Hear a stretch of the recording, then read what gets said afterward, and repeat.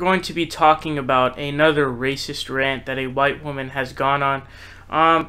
To be honest, there's nothing that new to these kind of videos that I could attribute to necessarily Trump. I would say that, of course, these kind of racist comments and actions and outbursts are definitely, no doubt, embraced under President Trump. But if you recall, you know, there are many incidents of this where I recall an African-American man in his car, and then there was a white lady yelling at him, calling him the N-word with the hard R, and she threatened to throw her coffee, and she said that she stripped for a lot of cops, etc., etc.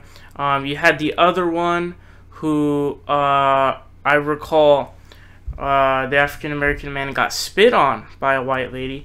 So you have these a lot coming out. You know, it's America. I mean, the South is very behind. It happens all over the country, though. But, I mean, it's unfortunately a norm. But this time, this racist rant was against Muslims. And according to this New York Daily News article, it got her fired, which is, I guess, cool. It's from North Dakota, which, if you recall, there was the Dakota Access Pipeline that we were fighting for a long time being built there.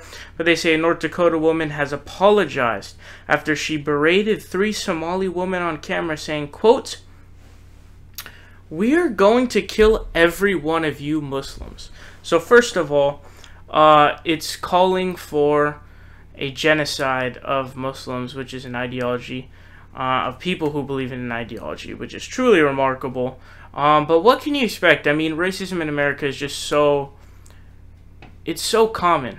I mean, honestly, like, I read that and I want to be outraged.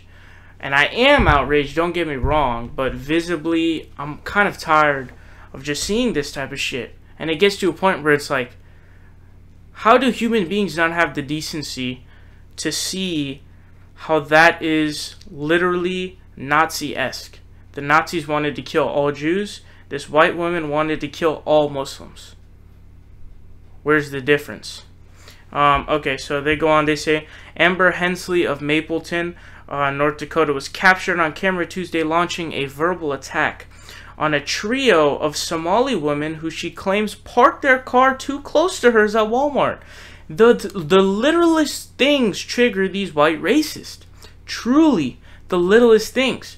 Like I said, the 2 examples I gave you, I don't know what triggered the white lady in the second example, but the first one, she claimed that starting his car somehow scared the kids. I don't know how that works. It says the video shows Hensley, a white woman, shout, quote, "We're going to kill you. We're going to kill all of you fucking Muslims."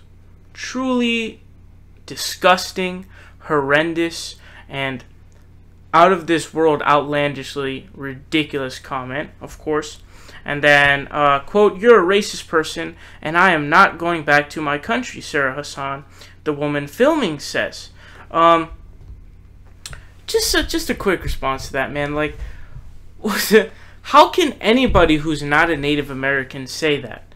Honestly, how anybody who was not an indigenous person of the United States? The real indigenous people are the Native Americans. The only people who can claim that are the Native Americans, because they were actually the first people here.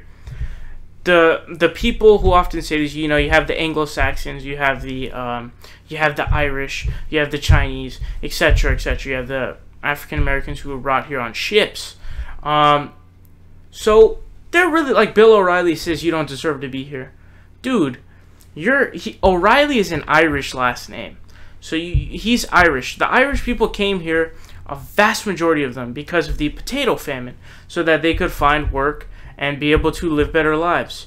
I don't see how Mexican immigrants or any immigrants coming is any different than that whatsoever. And the truth is that there's no difference. Hensley unleashes on the woman again, saying, quote, "Why are you in our country anyway? Why are you in our country anyway?" Because they want to? Why are you in the Native Americans' country? Why are you here anyway? I mean, it's just so stupid. Here I am making a video and I'm going to show it to police, Hassan says. At one point, she can be heard calling Hensley fat. She probably shouldn't have done that, just because that gives more ground to this racist piece of shit. And generally speaking, when you give a white racist a little ground, it'll give them more leeway in terms of sympathy or whatever goes on with the police and the court system. So just keep it clean. Basically, what you want to do is try to get their peak racist out without giving them a response. So I thought the African American man who was in his car did a good job. Got to the point where she threatened to spill coffee on him, and so he pulls up his window, and he was listening to some Nas. So shout out to that dude. He is clearly the OG.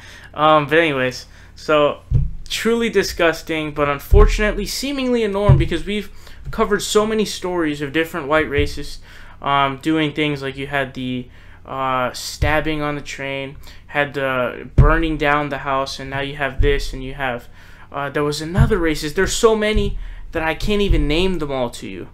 What's up, guys? It's Saul Hill here. You guys are watching The Progressive Voice. Make sure you guys click subscribe down below. We're fighting Donald Trump tooth and nail, and we need your help.